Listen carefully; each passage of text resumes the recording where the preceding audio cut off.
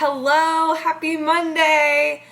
I'm here to give you some positivity on a day where a lot of people are probably lacking a little bit of it, especially because of what happened this past weekend with an icon in the game of basketball, but in the game of a lot of other people's lives as well. Kobe Bryant was one of the most amazing human beings on this earth, and I decided to devote today's entire live to his mentality called the Mamba Mentality. So that's what today's live is going to be about. It's triggered all towards physical words that I've heard come out of his mouth that have changed the game for not only me, but for so many athletes across this universe. So I'm super excited to talk about this topic because he has left a legacy, and it's our job to be able to learn as much as we can from what he showed us. And this episode might be hard for some of you to hear, honestly. Like, some people were so impacted by his work, not only on the court but off, that this may be an episode that, like, you are thinking about Kobe Bryant and it makes you sad. Maybe this isn't the episode for you this week. Maybe this is something where you look at later. But this is something where I was like, I can't go about today's live talking about any other topic, because he was a legend in so many ways, to where I truly believe that if we can just take some notes on how amazing this human was, and how if we can adopt some of his Mamba mentality into our life, we can go about anything that we want and do it to the best of our ability. So with that, I start every single live with something positive. As some of you may know, this past weekend, it was my birthday. And my best friend / former teammate at Purdue, she came down from Chicago and visited me all weekend. We ate at my favorite restaurant. We had an amazing time. My boyfriend even surprised me and invited both his family and my family all together for my birthday dinner. And so it was so awesome. That was like my biggest highlight from the weekend. I hope you guys had an amazing weekend as well and are having a good Monday to start off your week. With that, let's get into Mamba Mentality. So actually, to prep for this live, I listened to a podcast. I actually re-listened to it because I think it was sometime this past year. There was a podcast that went out with The School of Greatness by Lewis Howes. If you guys are into podcasts, definitely download The School of Greatness. He interviews some of the most epic people ever, and basically, like, just ask them how they live their life. How did they become so good at what they do? And it's such an insightful podcast. So it's called The School of Greatness by Lewis Howes. But this past year, I listened to his interview with Kobe Bryant. And he had retired already. He was coming out with his book, Mamba Mentality, at the time. And it was something that I listened to about a year ago. But clearly, like today, since I wanted to make today's live be all about Kobe Bryant, I re-listened to it this morning, and it's so interesting that a year ago versus today, I think I was adopting topics from listening to that podcast today that a year ago I never really thought about. So it's so interesting how you can go back and look at something that maybe it's like a movie you've watched, or maybe it's just like some sort of motivational speech. You are going to listen to it now different than when you listened to it in the past. So I listened to this podcast a year from now, but being in the current situation that I'm in right now, and, you know, Kobe no longer being here, the things that he was saying really stuck to me a lot more today than they did a year from now, or a year ago, I mean. So it was so awesome being able to listen to it. And I only got halfway through it. It's about, I think it said it was like 54 minutes long. And I only listened to the first half because there were so many good, insightful pieces inside that first half that I was like, that's what I'm going to devote to this live today. And I'm a little shorter on time today because we have practice at 4, so I got to run out of here earlier than normal. So I'm just going to get through this as fast as I can, but hopefully this stuff sticks with you. Hopefully this is stuff where you want to write down, you want to start implementing, because it is so massive to be able to see the amount of greatness that he did. And the fact that this Mamba mentality is not just something that he did when he was a player, he took it into his retired lifestyle and has epically changed the game. So I'm so excited for you guys to hear this. Let's start with one of the things that I took from this podcast. And he said, he was asked, how does he lose? Like, does he lose in a positive way, or does he lose in like a, oh my gosh, get back to work kind of a way? And it was interesting because Kobe said, whether you win or you lose, it's exciting. And I thought that was like so interesting. It's because, like, you know how you lose a really tight game, or you lose a game that was like a nail biter and you hated that loss. He said whether you win or you lose, it's exciting because whether you win or you lose, there's always things to go back at and look at that you could have done better, no matter if you win or lose. So it's so awesome that hearing this is part of his Mamba mentality, is like whether he wins or he loses, he goes back onto every single game and looks for the things that he struggled with or didn't do as well and went to go work on those things to make him better at whatever that was. So I thought that was super awesome that he was just like, whether you win or you lose, it's exciting because you know you grew from that. But that's the thing, it's like you won't grow if you just walk away and forget about what had just happened on the field or on the court or wherever you compete. If you completely forget about that game, you are not taking that game and learning from it the way you're supposed to be learning from it. Just like Kobe said, it's exciting. So you can learn from every single opportunity that you put your best foot forward. Whether you come out with a win or a loss, there's so much you can learn there. So that was an awesome quote that I heard from the podcast this morning that I listened to that I really, really liked. There was another story that he liked to tell.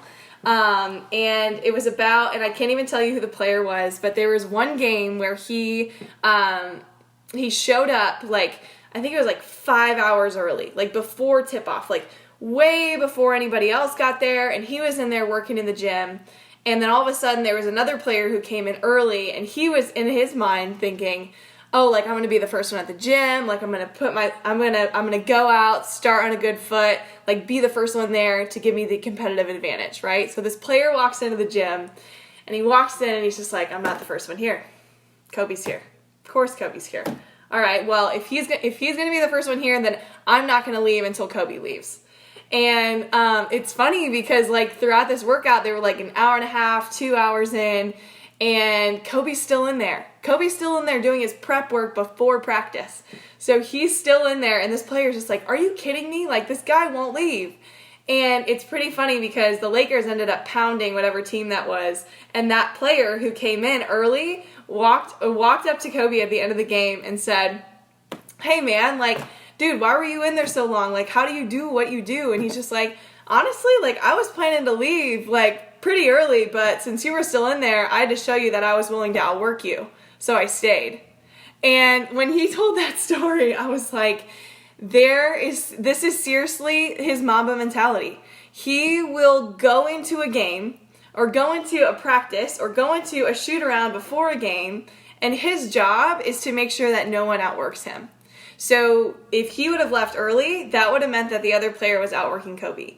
And Kobe had a game to play that night. So he was like, nope, I'm not leaving because I'm not showing this guy my weakness. I'm not showing this guy that I'm going to leave early and take the back seat because that's going to give him the competitive advantage. So Kobe was always looking for ways to get a competitive advantage, and that was one of the things that he did. So no matter what, Kobe was not going to be outworked.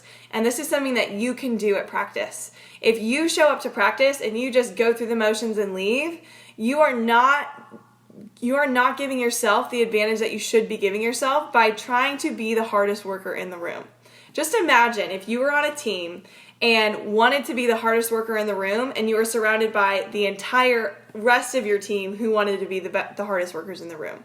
Think about how much you can elevate from the start of practice to the end of practice if every single person had that mentality through every single drill, through every single game, competition, whatever it is. Be the hardest worker in the room. It doesn't mean that you have to be the best, let's talk about basketball, free throw shooter, the best three-point shooter. It's just about making sure that, let's say that person is so good at shooting threes. Okay, what makes them so good? I'm going to try to outwork that person.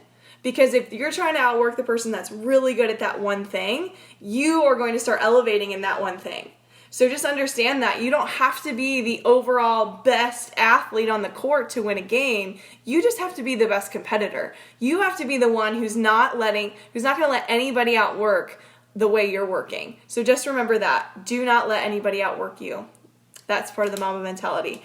One other thing that he talked about, and it's so simple when I think about it, but it's such a good comment to make. So many people, they're not satisfied with how they're playing right now, or they're not satisfied with how good they are. They're like, oh my gosh, like, I don't think I'm very good.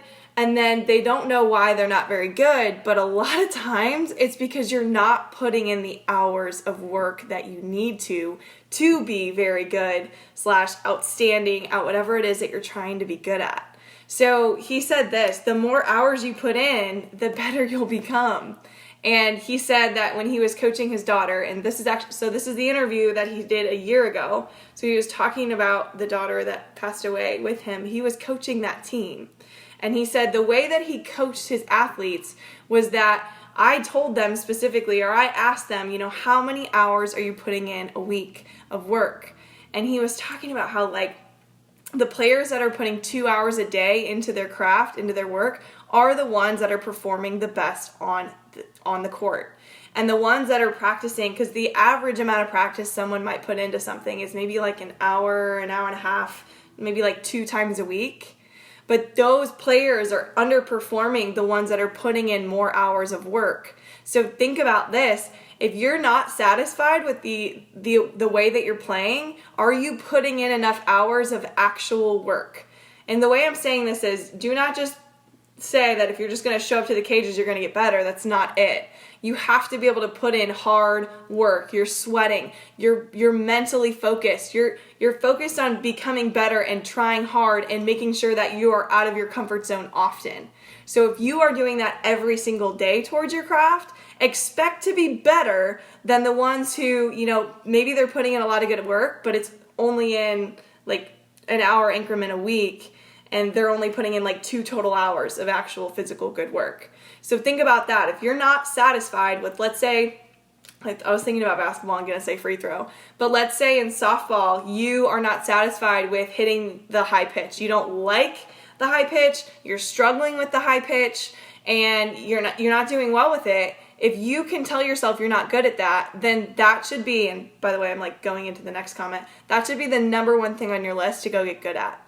And when I say good, once you get good, then your job's to get great at it. Because who knows, that weakness can soon become your strength if you put in the hours of work it deserves to be worked on. So if you're struggling with a high pitch, or you're struggling with the backhand on defense, if you're struggling with something specific right now, or you were just thrown into a new position you know nothing about, your job is to take that into your own hands and say, I'm going to put in X amount of hours a day or X amount of hours a week, and this is how I'm going to go and do it. Because that's the Mamba mentality. He, no matter what, put in at least 2 hours of work into his game every single day, and that does not include working out for him. Now, I'm not saying that if you're an 8-year-old softball player who just picked up a softball, that you need to be working a gazillion hours a week. That's not what I'm saying. But he wanted to be the best at what he did. He wanted to be the best basketball player on the court, no matter who was on the other side and no matter who he was playing against. And because of that, he made sure that he was putting in as much work as he possibly could on being great at specific things. And this story, I'm going to end with this. He talked about how when he was 11 years old, he was playing on a club basketball team, and he was a goofy, he was such in a goofy size, he was extra tall but had no muscle and really not much athletic ability at 11 years old. And he said he spent the entire summer, or I think he said the entire summer, and he didn't make a single basket for his team. He didn't score a single point for his team that year. And he said he could have either just felt super bad about that, or he was okay, it's Kobe. He, instead of feeling bad, he was just okay, what am I not very good at? And he was just free throws, terrible. My jump shot from 15 feet, terrible. My 3-point shot, awful. So he actually, that was the roadmap. He was okay, these are all the things I'm not good at. But he didn't go about all of those things to get better at all of them. He just picked one, okay? So let's say his 15-foot shot was not good. He was okay, well, the 15-foot shot is what I'm going to spend most of my time on because I want to get great at that. And he spent an entire year working on that 15-foot shot to become great at that. And do you think he just stopped working on anything else in his game? No, because he's putting so much work into his 15-foot shot. Now that he's great at it, it's time to go find the next thing. So then he would go to his 3-point shot and be okay, now I need to go get really good at that. So understand that you're not supposed to be great at everything right now. You're not great at everything right now. Fact, I'm not great at everything right now either. But the thing is, you need to find out what that thing is that you're not great at. And you have to devote every single day and a specific amount of hours a day to that thing to become good. And like I said earlier, if you're 8 years old and you just picked up a softball and you're playing basketball and you're playing volleyball and you're playing all these other sports, you don't have to pick up this Mamba mentality with every single sport. But just think, one day when you do choose to only play softball or only play basketball or only play a sport, know that if you want to be the best at what you do in that sport, if you want to be the best one on the court, the best one that if you want to go play college softball, the best one on the field so you can get looked at, know that these are strategies that you should be picking up and doing so that you can go create those things and make those happen for you. So if you want to be the best and you want to be just like Kobe in whatever it is or whatever realm that you're doing, understand that it takes sacrifice. It takes many hours, couple hours a day working on your craft to be the best. That's what he was doing, to be the best. He also walked into every single situation, every single game, knowing that he will not be outworked that game. So if there's a defender that he's playing against that's like the best in the country right now, his job is to not let that guy outwork him that day. That's how he grew and elevated. And the last thing that I said at the beginning, it's that whether you lose or whether you win, it's an exciting feeling because you got better if you look at those things that you didn't do too great in that performance and then go hone in on those skills that you need to prepare to be better at those things. And then boom, you're so much better because of that loss or because of that win. So look at both losses and wins in the same way and you're setting yourself up for success. So I got to get going, Kobe. I could probably do like a whole year's worth of things that Kobe has taught me or other athletes that we can learn together. But these were just a few that stood out to me personally. But again, I'd love if you share it. Let's start adopting the Mamba mentality starting today. So go find your flaw, go find your weakness, and go make yourself better at it today. All right, with that, see you guys later. I'll see you next week at 3 p.m. Eastern, and thanks for being here. Bye.